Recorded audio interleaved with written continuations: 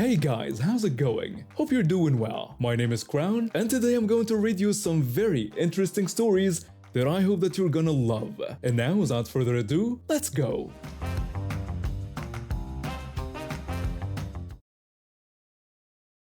I work retail management at an electronics store. For about 15 years now, I've seen my share of entitled customers. This weekend, I witnessed something that really got under my skin. I had just finished a brutal week at work. We've been dealing with Black Friday prep, inventory nightmares, and a new employee who somehow managed to accidentally delete half our customer database. By Saturday, I was exhausted and just wanted to get my weekly grocery shopping done so I could go home and collapse on my couch. The grocery store was packed for a weekend afternoon. I was pushing my cart down the cereal aisle, mentally going through my list and trying to remember if I needed milk, when suddenly this kid came running around the corner from the next aisle over. The collision wasn't anything dramatic. The little guy, probably around 8 years old, was playing some kind of running game with himself. He smacked right into my cart with a solid thump.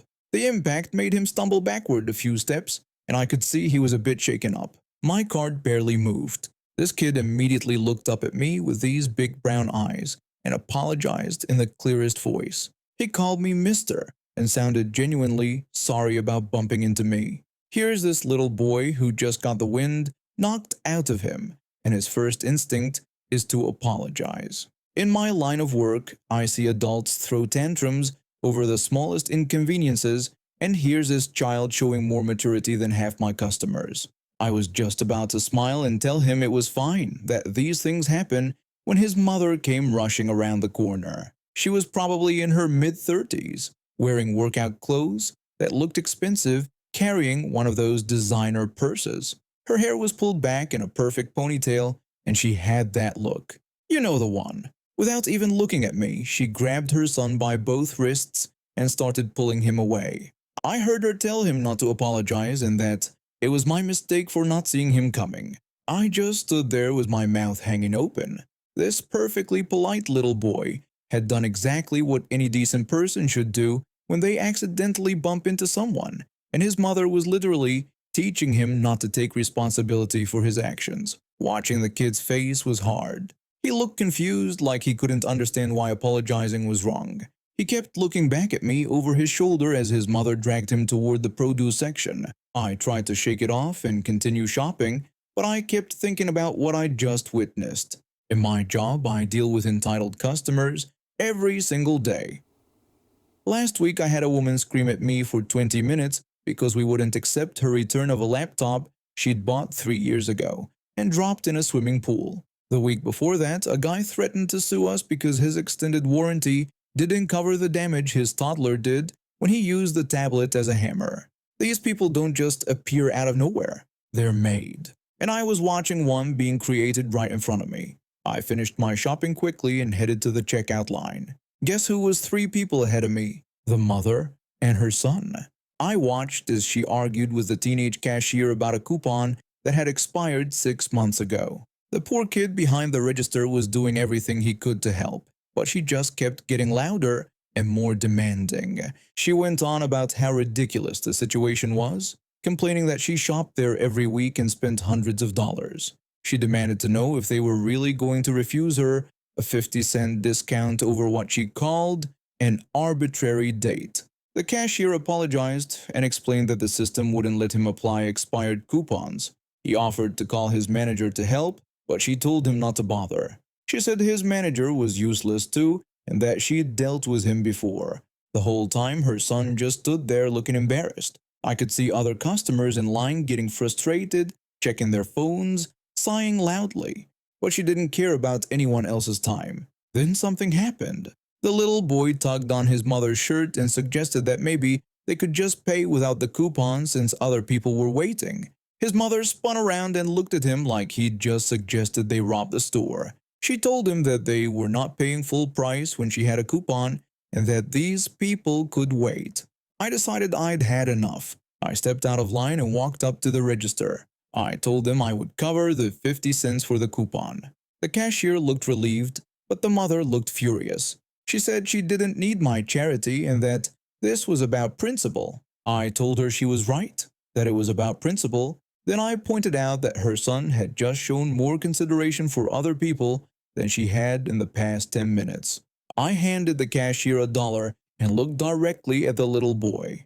I told him that he was right to apologize earlier when he bumped into me, explaining that's what good people do when they make mistakes, even small ones. I also praised him for thinking about other people's time, saying it showed real maturity. The mother grabbed her bags and stormed out without another word, pulling her confused son behind her. But just before they left, the little boy turned around and gave me the biggest smile. When I got to the front of the line, the teenage cashier shook his head and thanked me for stepping in. He mentioned that he saw her in the store all the time and she was always like this. I told him that, hopefully, her son would turn out different than his mother. I paid for my groceries and headed home.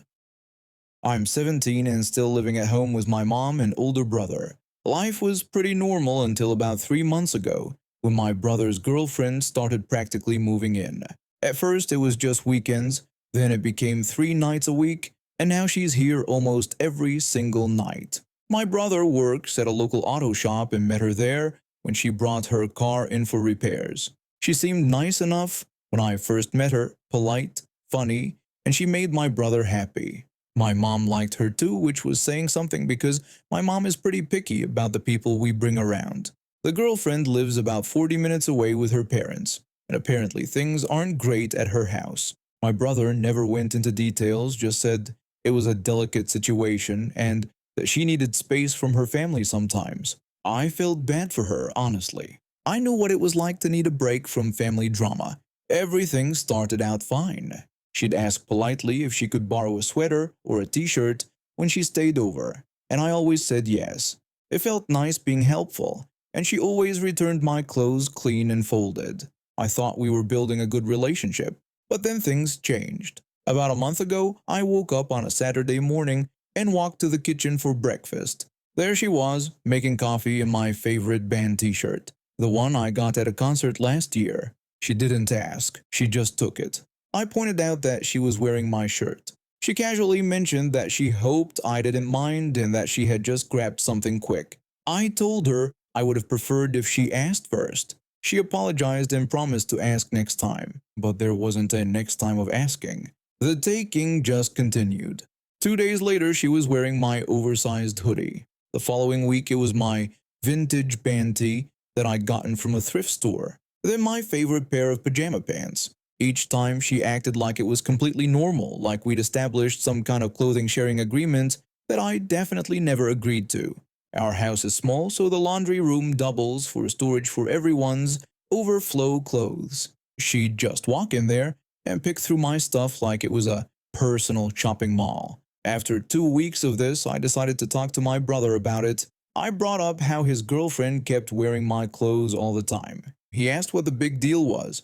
I explained that she kept taking my stuff without asking and that it was getting really annoying.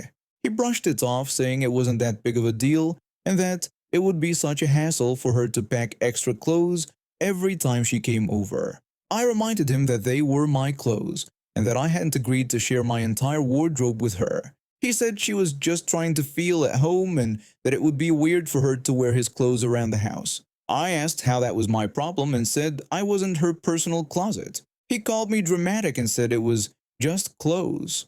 I told him it made me uncomfortable because there was something intimate about her wearing my stuff, and it reminded me that she was sleeping in his bed.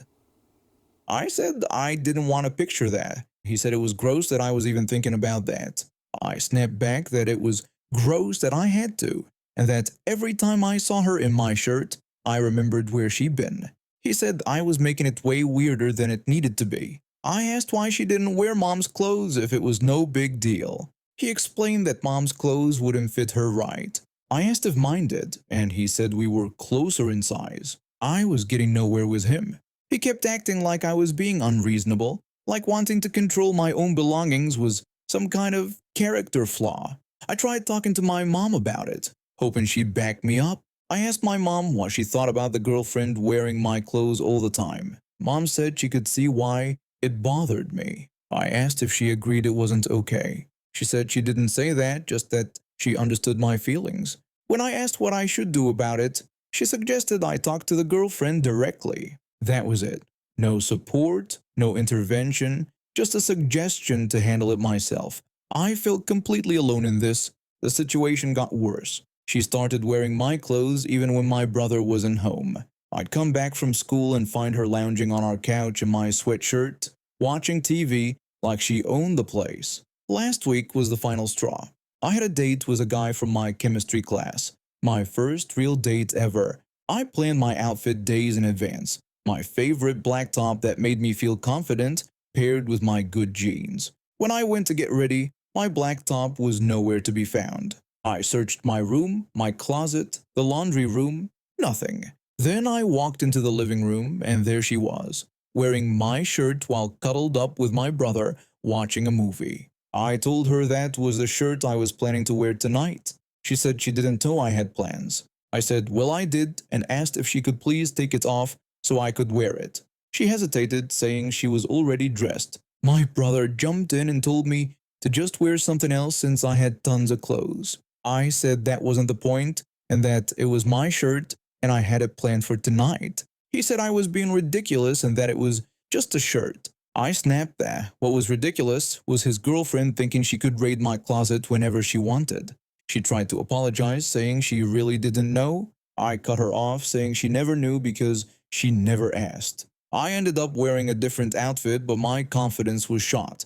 The date went okay, but I felt uncomfortable the whole time. When I got home that night, I'd had enough. I walked straight to my brother's room and knocked on the door. I demanded that we needed to talk, all three of us. My brother said it was late, but I said I didn't care. I waited until they both came out to the living room.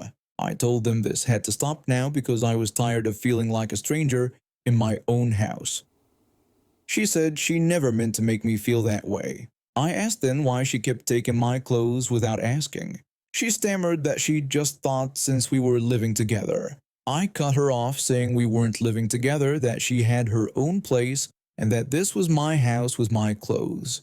My brother said she had a difficult situation at home, and I should try to be more understanding. I said her problems didn't give her the right to take my stuff. He compared it to how sisters share clothes and said I should try to be more like family. I exploded, saying she wasn't my sister, she was his girlfriend, and I didn't care what her home situation was. That didn't mean she got unlimited access to my wardrobe. The room went quiet. She looked embarrassed, my brother looked annoyed, and I felt like the bad guy, even though I knew I was right. She suggested maybe she should just leave some of her own clothes here. I said that would be great, actually. My brother said the problem was solved, but I could tell he was irritated with me for making a big deal out of it. The next few days were awkward. She still stayed over but avoided eye contact with me. My brother was cold and short with me. Even my mom seemed to think I'd been too harsh. Then something interesting happened. I was doing laundry in the laundry room when I overheard her on the phone in the hallway. She didn't know I was there. She was talking to her mom, saying she couldn't come back yet because she wasn't ready. She mentioned something about her mom throwing out all her clothes when she was angry, and now she had nothing. She said she'd been borrowing from her boyfriend's sister, but that I was getting weird about it. Everything subtly made sense. Her delicate situation at home wasn't just family drama. Her mom had thrown out her clothes during some kind of fight. That's why she'd been taking mine. She literally had nothing else. I felt bad for about 2 seconds, then remembered that she could have just explained this instead of making me feel crazy for wanting my own clothes back. But I also realized I had some power now. The next morning, she was in the kitchen wearing one of my hoodies again. Instead of getting angry, I decided to be strategic. I asked if I could talk to her privately. She seemed nervous, but agreed. We went to my room and I closed the door. I told her I'd heard her phone call yesterday about her mom throwing out her clothes.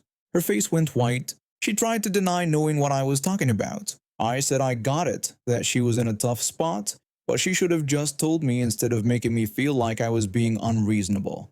She admitted she was embarrassed. I said I understood that, but explained that I was willing to help her, but we needed to do this right. She asked what I meant. I said I'd lend her clothes when she needed them, but she had to ask first. I also said she needed to be honest with my brother about what was really going on at her house. She claimed he knew. I clarified that he knew there was drama, but he didn't know her. Mom threw out all her stuff, and that's why she was basically living here now.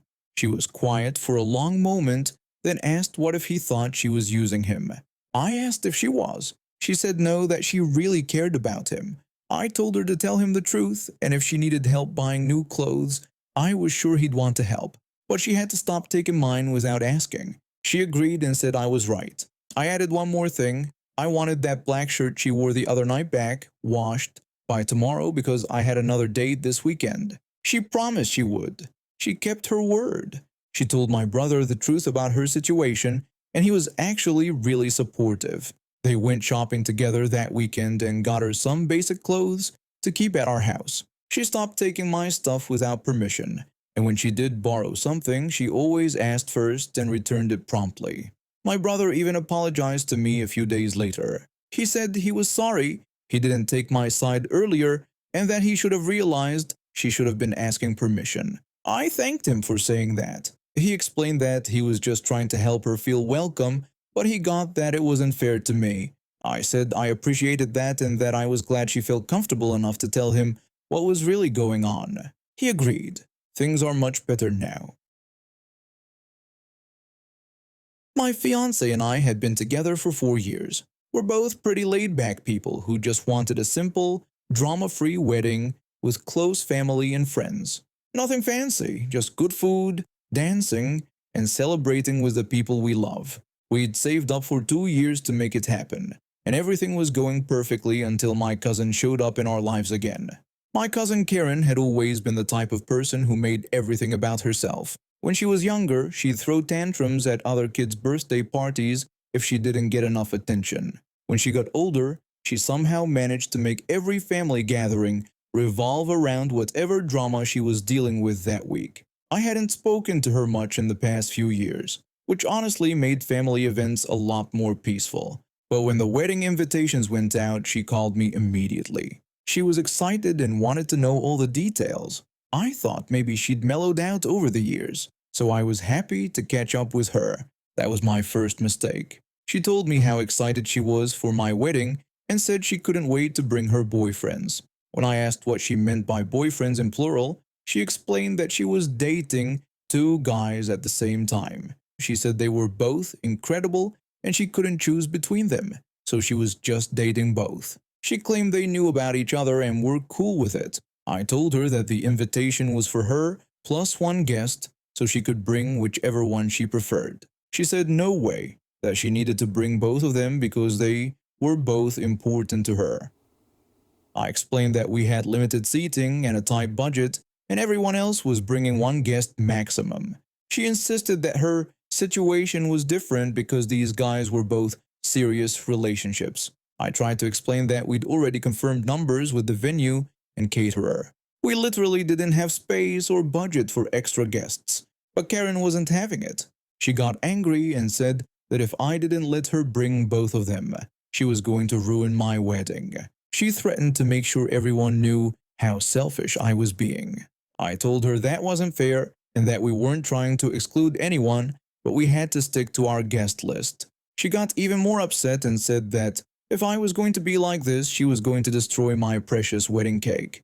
She wanted to see how special my day would be then. I thought she was just being dramatic and would calm down. But over the next week, she kept calling and texting, repeating the threat. She even showed up at my apartment uninvited to argue about it again. During that visit, she told me she was serious about the cake threat. She said she knew which bakery we were using and what time everything gets delivered. She warned me not to test her. That's when my fiancé and I realized she might actually follow through. Karen had always been impulsive and vindictive when she didn't get her way. We couldn't risk her destroying our wedding cake in front of all our guests. My fiancé came up with the idea. His brother works in construction and had access to quick-setting cement. We decided to make a decoy cake that looked identical to our real one from a distance. We spent 3 days creating this fake cake. We built it with cement in the exact same 4-tier design as our real cake, then covered it with realistic-looking frosting made from a mixture that would harden but still look appetizing. From 10 feet away, you couldn't tell the difference. The morning of the wedding, we had our real cake delivered early and hidden in the venue's back storage room. The cement decoy was placed exactly where the real cake was supposed to be displayed. Everything was going beautifully. The ceremony was perfect, photos went smoothly, and guests were enjoying cocktail hour. I'd almost forgotten about Karen's threats until I saw her walk in. She looked around the room, and I could see her scanning for the cake table. When she spotted it, she got this determined look on her face that I recognized from childhood. Karen walked straight toward the cake display. I nudged my fiancé and we watched from across the room. She yelled that this ends now and ran full speed toward the cake, clearly intending to knock it over and destroy it completely. The sound when she hit that cement cake was something I'll never forget. It was like watching someone run into a brick wall. The fake frosting cracked and pieces of cement scattered everywhere. Karen bounced off and hit the floor hard, groaning in pain. Guests around the room started asking what just happened and whether she was okay. They couldn't understand why she had attacked the cake. Security guards rushed over immediately. Karen was clutching her shoulder and seemed pretty shaken up. She kept saying the cake was supposed to be soft and asking why it was so hard. The security guard told her she needed to leave immediately. He said they were calling an ambulance to check her out, but she couldn't stay after what she just did. Karen complained that the cake was supposed to be ruined and that this didn't make sense. I told her that actually it made perfect sense because we knew she was planning this, so we prepared for it. The guards escorted her outside while she was still complaining about her injuries and demanding to know why the cake was so hard. The ambulance arrived about 10 minutes later. Once Karen was gone and the cement chunks were cleaned up, we brought out the real cake from storage. Our guests were amazed by the whole situation and couldn't stop talking about it. Several guests said they couldn't believe she actually tried to destroy our cake. Others commented on how brilliant it was that we made it out of cement. The rest of the reception was absolutely perfect. We cut the real cake without any drama, danced until midnight, and had the celebration we'd always dreamed of. Several guests said it was the most memorable wedding they'd ever been to. Later, we heard through family that Karen had bruised ribs and a sprained wrist from her encounter with the cement cake. She tried to get sympathy from relatives, but when they heard the full story, nobody felt bad for her. For the past 5 years, I've been working from home like most people, but recently my company decided we need to come back to the office 1 day a week. I'm not complaining though, they're getting a new lease with only a quarter of the space we used to have, so people will be rotating desks and days. At least it's just once a week. My commute involves taking the train downtown, which isn't too bad for just 1 day. The trains are pretty new, and except for one miserable day when the air conditioning broke down completely, it's been drama-free. I guess I should have known that wouldn't last forever. I'm not a small guy, about 5'10" and around 190 pounds, but I'm also not huge. The train seats are designed pretty tight, and when you put two regular-sized people next to each other, it's definitely snug but manageable. There's really not much room in the middle seat area between passengers. Last Tuesday started like any other commute day. I got on at the first stop and managed to snag a seat, which was lucky since these new trains don't have nearly as much seating as the old ones. I settled in with my coffee and phone ready for the 30-minute ride downtown. At the next stop, a bunch of people got on, including this really large guy. I'm talking seriously overweight, probably around 300 pounds or more. He wasn't big in a muscular way like some guys. This was clearly someone who had been overeating for years. He stood in the aisle looking around at all the seats, and I could see him calculating his options. Then he started walking directly toward me. The guy walked up to me and demanded that I get up so he could sit down. I looked up at him, not sure I heard him correctly. I asked if he was talking to me, and he confirmed that he was, telling me to get up because he needed that seat. There were other seats available, including some single seats, but apparently he had decided my spot was the one he wanted. I told him no, I wasn't getting up. I warned him not to even think about trying to sit there and to leave me alone. His face turned red and he started getting louder, attracting attention from other passengers. He yelled that this was discrimination and that he had rights.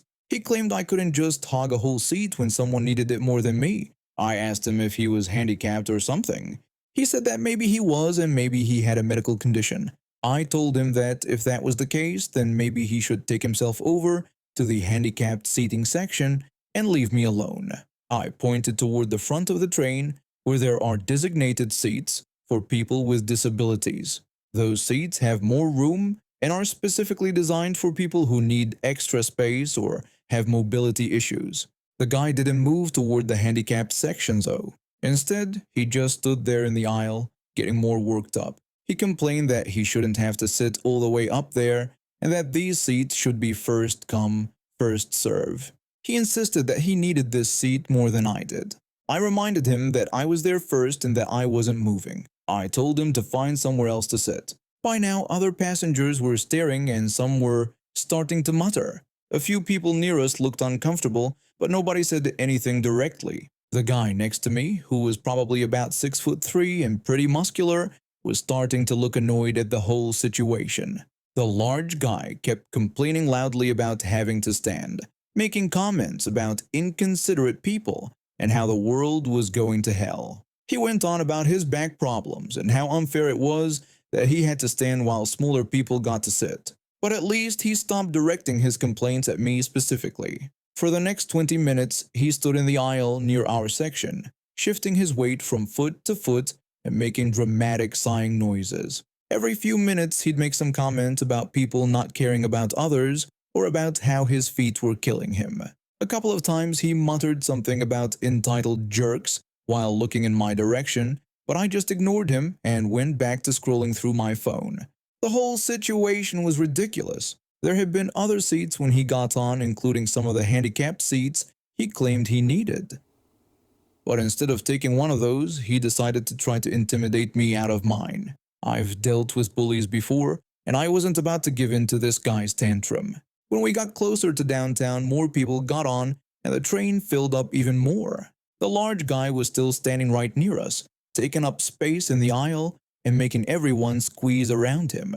The muscular guy next to me was getting more and more irritated. I could see him clenching his jaw every time the large guy bumped into his shoulder or made one of his dramatic sighing sounds. Finally, my stop came up.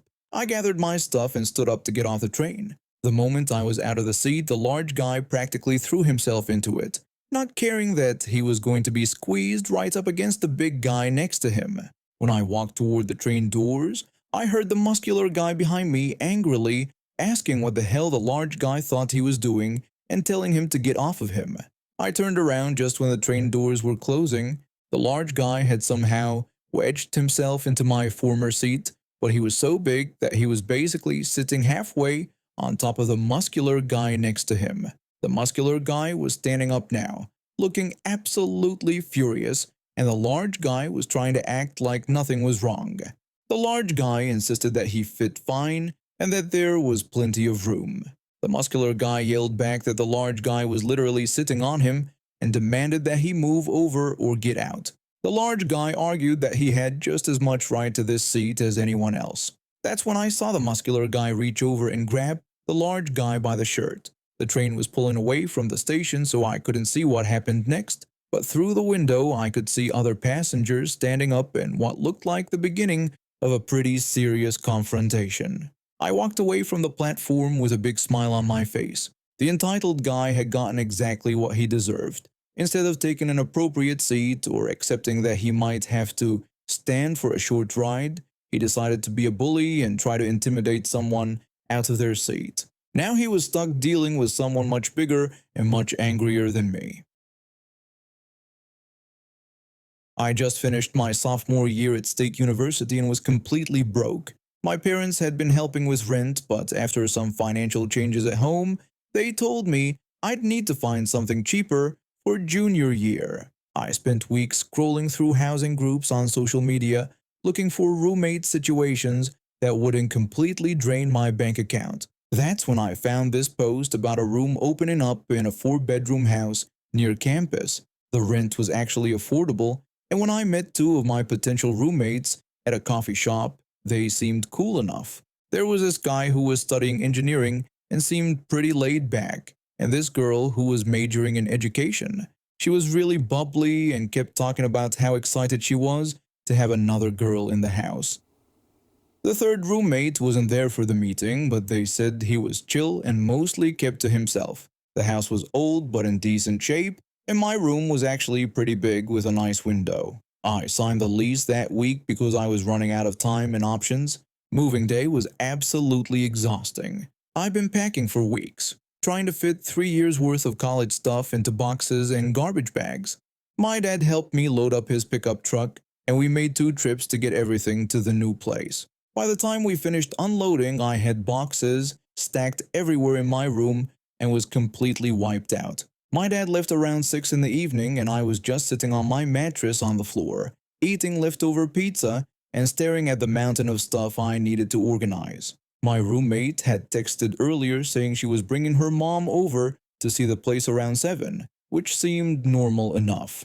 I figured it would be a quick tour and introduction. Right at 7 p.m., I heard voices downstairs and figured they'd arrived. I was still in my moving clothes, old jeans, and a paint-stained t-shirt, and probably looked like a disaster. But whatever, it was just a quick hello, right? A few minutes later, my roommate appeared in my doorway with this woman who immediately filled up the entire space with her presence. My roommate introduced her mom, who seemed excited to meet me, and said she loved seeing where her daughter was living.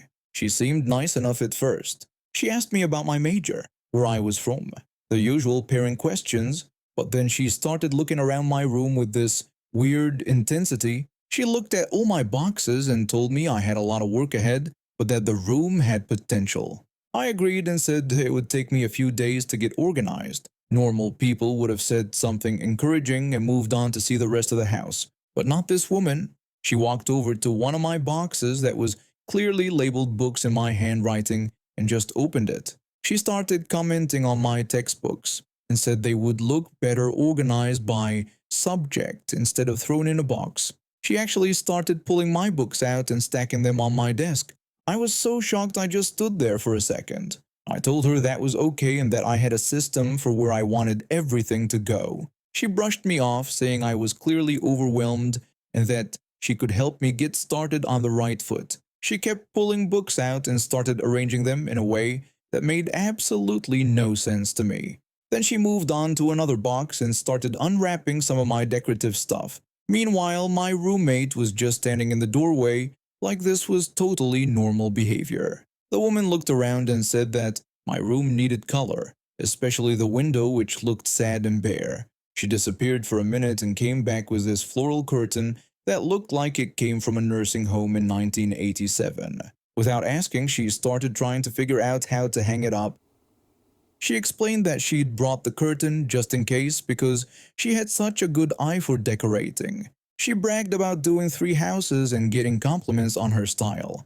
I finally found my voice and told her thanks, but that I would handle my room. I mentioned that I actually had curtains already that I was planning to put up. She stopped for a second and gave me this look like I'd said something incredibly rude. Then she brushed off my concerns, saying I shouldn't worry because she'd decorated plenty of homes and knew what she was doing. She insisted I would love how it looked and told me to trust her. She went right back to trying to hang up her ugly curtain. At this point, she'd been in my room for maybe 10 minutes and had already gone through 2 of my boxes and was trying to redecorate my space with her own stuff. I told her again that I really appreciated the offer but would prefer to handle my own room. She responded in this patronizing way about college kids being independent, but said there was no shame in accepting help from someone with experience. She said it in this sweet voice, but there was something underneath it that felt really condescending, like she was patting me on the head and dismissing everything I'd said. I looked at my roommate, hoping for some backup, but she just shrugged and laughed it off. She said her mom was like that and had helped organize her room when she moved in too. That's when I realized this woman thought she could just walk into anyone's space and take over. This wasn't her being helpful to her daughter, this was her treating me like a project she could fix. I decided to be really direct and told her I needed her to stop going through my belongings and leave my room so I could unpack the way I wanted to. The temperature in the room dropped about 20 degrees. She stopped mid-motion with her ugly curtain and asked what I had said. I repeated that she'd been going through my personal belongings without asking and was trying to hang up her own decorations in my room. I pointed out that I didn't know her and that this wasn't appropriate. She got defensive and said she was just trying to help because I seemed overwhelmed and disorganized. I responded that I hadn't asked for help and had been living on my own for 2 years, so I could handle unpacking boxes. She got this tight smile on her face and made some comment about how some people weren't comfortable accepting generosity from others. My roommate tried to diffuse the situation by suggesting they go look at the kitchen instead. But Karen, because that's definitely what her energy was, wasn't done with me. She lectured me about how when living with roommates, it was important to be flexible and open to input from people who cared about the living situation. I asked her directly if she was paying rent there. She seemed confused, so I clarified by asking if she lived there, was on the lease, or paid any bills for the house. She admitted she didn't, but started to say something about her daughter. I cut her off and told her that since she didn't do any of those things, she didn't get input on how I organized my personal space in my room that I pay rent for.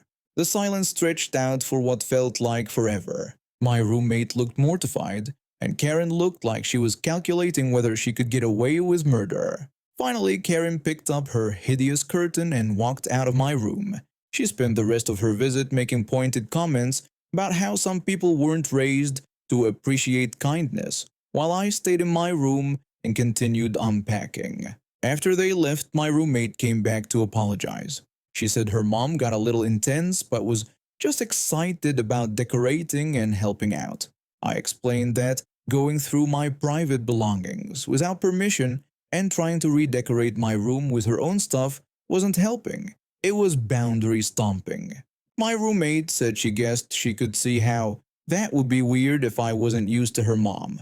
I asked her if she would let a stranger go through her boxes and hang up their decorations in her room. She didn't have an answer for that. The next morning, I woke up to find Karen had left a passive-aggressive note under my door about how she hoped I'd settle in well and that she was always available if I changed my mind about accepting help. I showed the note to my engineering roommate, who just shook his head and said it was messed up. He mentioned that his mom would never go through someone else's stuff like that. Karen had a history of this behavior. She'd tried to reorganize the kitchen when her daughter first moved in, rearrange the living room furniture, and even attempted to improve the other roommate's bathroom setup. Everyone had just gone along with it because they didn't want to cause drama with their roommate's mom. Karen apparently decided I was a bad influence who needed to be dealt with. A few days later, my roommate mentioned that her mom thought it might be better for everyone if I found somewhere else to live because I was resistant to community living. That's when I learned that Karen had been the one who suggested her daughter look for roommates in the first place. Not because her daughter needed help with rent, but because Karen wanted a project. She'd been planning to essentially treat this house like her own personal decorating playground, with college students as her unwitting participants. I decided it was time to set some firmer boundaries. I called a house meeting and explained that I'd found out there was discussion about me moving out because I wouldn't let someone's mom redecorate my room.